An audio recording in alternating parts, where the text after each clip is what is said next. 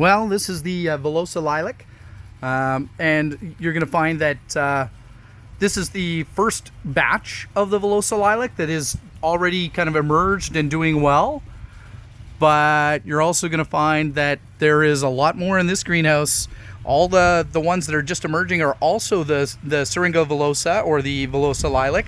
So about half this greenhouse is just Villosa Lilac.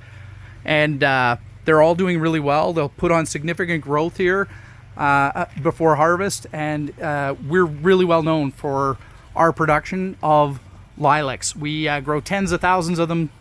If you combine them all up, hundreds of thousands of them each year for shelter belts, for a wide variety of other projects that people are working on.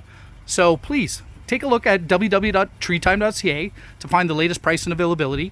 And if you like this video, please like, comment, share, subscribe. Ask us what you'd like to see more of. Thank you.